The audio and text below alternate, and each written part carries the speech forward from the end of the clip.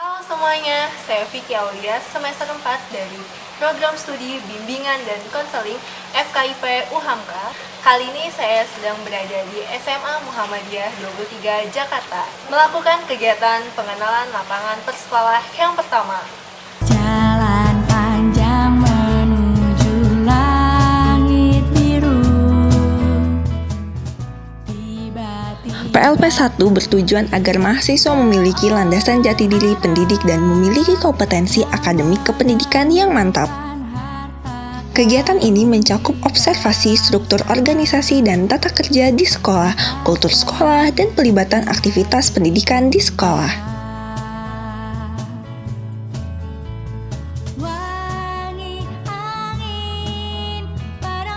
Bimbingan dan konseling merupakan salah satu program studi dari Fakultas Keguruan dan Ilmu Pendidikan Universitas Muhammadiyah Profesor Dr. Hamka.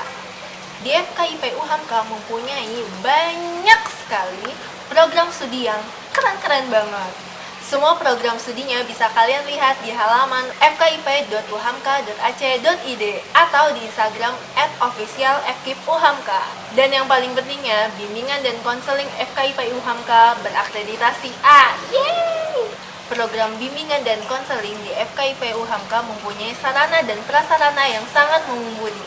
Salah satunya adalah laboratorium bimbingan dan konseling yang sangat keren. Jangan lupa follow Instagramnya di @lebbkuhamka. Dalam kegiatan kali ini, saya akan mewawancarai beberapa perangkat sekolah dari SMA Muhammadiyah 23 Jakarta. Beberapa di antaranya adalah wakil kepala sekolah sekaligus bidang kesiswaan, yang kedua guru bimbingan dan konseling. Setelah mendapat piagam pendirian dari pimpinan Pusat Muhammadiyah pada tahun 1989, SMA Muhammadiyah 23 Jakarta terdaftar pada Kanwil Depdikbud DKI Jakarta dengan sejarah perjalanan yang cukup panjang di bawah kepemimpinan Kepala Sekolah Dr. Anda Sugiatin. Tanggal 15 Desember 2008, SMA Muhammadiyah 23 Jakarta berhasil meraih akreditasi A. Dari prestasi gemilang tersebut, SMA Muhammadiyah 23 Jakarta turut menyumbangkan penerus bangsa yang berprestasi hingga kini. Biar nggak kelamaan lagi, yuk kita cari tahu gimana sih lingkungan dari SMA Muhammadiyah 23 Jakarta. Kali ini saya bersama dengan Wakil Kepala Sekolah sekaligus bidang kesiswaan dari SMA Muhammadiyah 23 Jakarta, dengan Bapak Wahyu Hidayat. Pas saya masuk ke sekolah itu, saya langsung disambut sama beberapa pohon ya Pak, pohon-pohon yang rindang, yang cukup menyejukkan ke mata gitu Pak.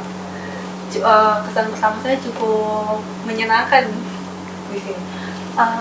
Kebetulan budaya di sini tuh apa aja Pak di SMA Muhammadiyah 23 Jakarta ini? Ya, terima kasih. Assalamualaikum warahmatullahi wabarakatuh. SMA Muhammadiyah 23 tentunya itu budaya Islam ditekankan, itu adalah yang disebut dengan Ismubah. Di setiap SMA Muhammadiyah kita diharapkan untuk menonjolkan itu, karakter sekolah itu berbasis Ismubah. Dari keadaan lingkungan yang sangat mendukung ini ya Pak, pastinya ada pola belajar khusus nih untuk para peserta didik di SMA Muhammadiyah 23 Jakarta ini, baik sebelum pandemi maupun saat pandemi seperti ini Pak. Kira-kira menurut pengamatan Bapak sebagai wakil kepala sekolah sekaligus bidang kesiswaan ya Pak, gimana pemberian proses dukungan pembelajaran itu? Baik, saya memang bidangnya kesiswaan plus Ismubah ya. Untuk mendukung budaya tadi, kalau sebelum pandemi, apabila sebelum belajar itu jam 6:30 kita melakukan yang disebut dengan tadarus Al-Quran bersama. Itu kita harapkan dengan pembacaan Quran yang rutin, yaitu setiap hari Selasa sampai Jumat. Kalau hari Senin itu kita rutin upacara ya. Mudah-mudahan dengan adanya kebiasaan yang rutin itu, walaupun sedikit, menjadi suatu habit bagi siswa, bisa diteruskan ya, sebelum pandemi. Kemudian kalau untuk siangnya kita mengadakan untuk anak SMA, setelah sholat itu kita adakan budaya atau kebiasaan anak itu tampil untuk memberikan tausiah atau untuk membuat habit atau percaya diri gitu kan, mampu menyampaikan pendapat di depan umum seperti itu, dan banyak lagi budaya yang lainnya. Dan setelah atau pada saat pandemi ini tentu kita sulit ya, tadarus kita tetap lakukan melalui Zoom ya. Itu dilaksanakan dengan penanggung jawabnya para wali kelas. Pastinya ini ada solusi dari kendala pelaksanaan ini ya Pak, yang sudah dijabarkan Bapak sebelumnya. Nah, kalau nanti ke depannya ada permasalahan yang sama lagi dari sekian banyak pengalaman yang sudah Bapak miliki nih, apa pendapat Bapak khusus tentang solusinya? Untuk solusi biasanya kita kan tentu komunikasi juga ya sama guru-guru sehingga kita menemukan solusi yang memang jadi solusi yang bersama gitu. Setiap ada masalah kita bahas, sebagai contoh misalnya walaupun melakukan Zoom dari rumah, tetap murid itu harus pakai seragam gitu, dan tetap memperhatikan adab atau etika dalam belajar. Jadi ada kerjasama antara orang tua dan guru gitu. Jadi pas seperti itu solusinya. Tentunya dalam setiap pengambilan keputusan melibatkan pihak terkait ya Pak terhadap pelaksanaan kegiatan pendidikan. Iya. Pihak mana aja yang sekiranya biasa dilibatkan dalam pengambilan keputusan yang paling krusial Pak? Masalah itu datang dari laporan walas atau laporan guru ya, ketika mereka dalam kegiatan belajar mengajar atau ada masukan dari orang tua, sehingga nanti ya kalau yang memang bisa diselesaikan oleh walas itu nggak butuh daripada pimpinan untuk membahas gitu. Cukup selesai di guru atau di walas atau di BP. Tapi kalau memang sangat penting atau krusial ya nih harus terlibat. Kalau lebih tinggi lagi masalahnya, kita bisa melibatkan majelis dasmen. Di belakang itu pasti ada nama-nama orang-orang hebat yang sekiranya bisa disebutkan nih Pak. Ya, nama kepala sekolah ya Pak Ahmad Tahyar, ya. Kemudian untuk wakil kurikulum Ibu Tri Wulandini, dan saya sendiri wakil kesiswaan Hidayat. Sebagai bidang kesiswaan nih Pak, tentunya ada tata tertib bagi warga SMA Muhammadiyah 23 Jakarta ini. Dari sekian banyak tata tertib di sekolah ini, ada nggak sih Pak tata tertib khusus yang berlaku di sekolah ini? Kalau di kita karena memang sekolah Muhammadiyah tentu punya tata tertib berpakaian standar untuk misalnya siswi. Kemudian tata tertib khusus lagi kita masukkan juga di tata tertib, yaitu masalah sholat. Ya mudah-mudahan tata tertib itu bisa anak itu jadi masuk sebagai karakter gitu. Harapan kita sih gitu. Kan kalau yang tadi ini untuk siswa ya Pak, bagaimana dengan perangkat manajemen sekolahnya? Kita punya tata tertib itu dari majelis dasmen. Biasanya itu sudah ada panduannya di pegawaian ya. Pasti kalau di sini kan ada kegiatan internal dan eksternal ya Pak. Yeah. Biasanya kalau di sekolah Muhammadiyah ini suka ada organisasi IPM, Ikatan Pelajar Muhammadiyah. Nah, ada nggak sih Pak kegiatan yang paling menonjol dari organisasi IPM ini?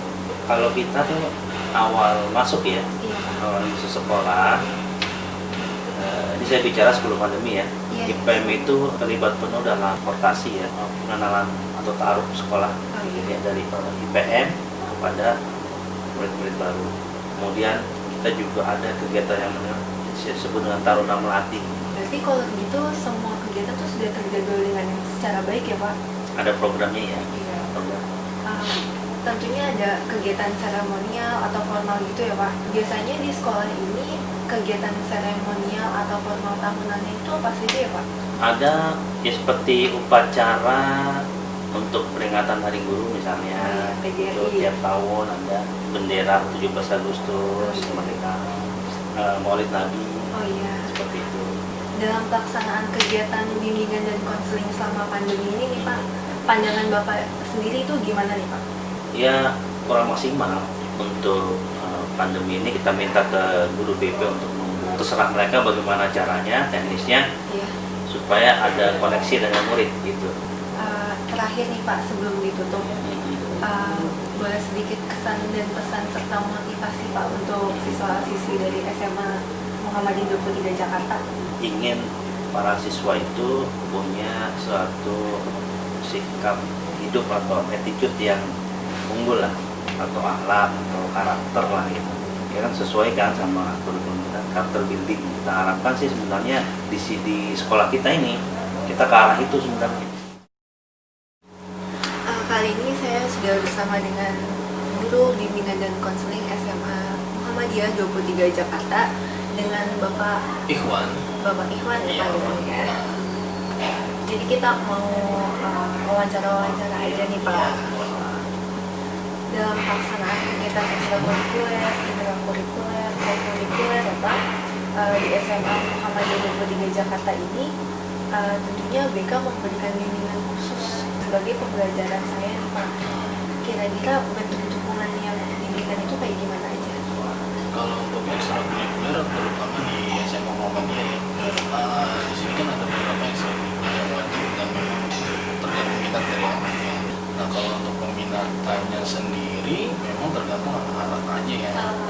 Kita hanya menyiapkan wadah dari anak-anak punya apa gitu kan, tergantung dari anak-anaknya aja gitu. Kita cenderungnya lebih pendekatan ke anaknya langsung sih. Dari maksimal dukungan yang sudah diberikan, prestasi dari peserta didik paling tinggi dalam kegiatan ekstrakurikuler, pernah sampai mana Pak?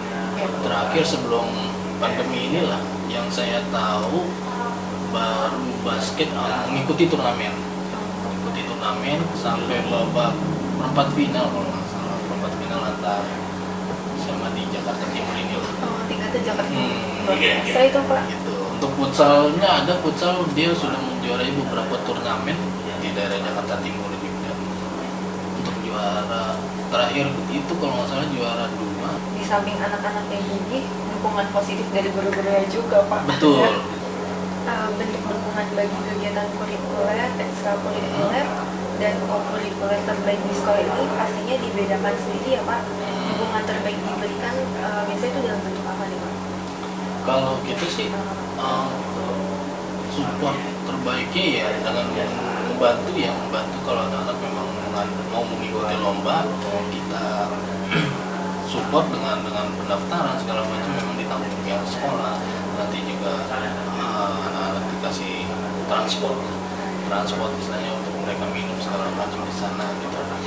Itu sih dukungan dari pihak sekolah. Dalam proses pengembangan akhlak dan kepribadian peserta didik, pantauan dari pihak bimbingan dan konseling ini bagaimana Pak? Bisa dikategorikan baik ya, kategorikan baik. Nah, baiknya itu ya dengan dia masih menjaga adab terhadap guru, tidak ada yang terlalu gimana ya, karena mungkin memang anak-anak sudah mengetahui peraturan di sekolah seperti apa, dari mulai pakaian seragam, terus bagaimana cara berbicara ke guru, itu kan pasti berbeda antara guru dengan temannya, berbeda meskipun banyak di sini guru-guru mudanya tetap ada batasan. Luar biasa Pak. Itu yang susah sebenarnya ya Pak. Betul. Karena kadang suka terlena. Iya, karena kalau sekarang ini kan banyak yang bilang guru zaman sekarang ini berbeda dengan guru zaman dulu. Katanya bilangnya begitu, mesti pendekatannya lebih sebagai teman gitu. Iya, lagi-lagi kreativitas ya Pak yang diuji nih betul. sebagai guru BK. Betul. Nah Pak, tentunya ada peraturan khusus terhadap pelaksanaan kegiatan sebagai pembinaan peserta didik. Kalau peraturan memang sudah dibikin dan disahkan saat kita raker, setiap tahunnya kita raker, kita membuat sanksi-sanksi mulai dari yang ringan, sedang sampai yang terberat. Kalau anak ini sudah masuk ke BK dengan catatan yang banyak, berarti berpengaruh dengan nilai sikap. Tapi masih ini nggak sih Pak, anak-anak suka kayak ngasih label dari BK polisi sekolah gitu. Kalau untuk label itu mungkin tergantung dari guru BK-nya sendiri ya, bagaimana dia membuat image BK itu terhadap anak-anak. Di sini ya, terutama di Muhammadiyah, label itu sih tidak ada. Terakhir nih Pak, sebelum ditutup, ada pesan-pesan serta motivasi nih Bu Pak buat mahasiswa di Hongka, terutama untuk BK. Biar semangat kuliah, ya paling ingat siapa yang membiayai kuliah, gitu kan. Jangan terlalu banyak main, cepat diselesaikan tugas-tugasnya, apalagi tugas akhir. Betul Pak. Diselesaikan segera, setelah itu ya cari kerja segala macam, jangan membahagiakan orang tua. Nah, jadi kayak gitu kurang lebih kegiatan dari pengenalan lapangan persekolahan yang pertama di SMA Muhammadiyah 23 Jakarta. Thank you for watching. Jangan lupa like, subscribe, dan komen and share buat dapetin info-info yang menarik lainnya. Dadah!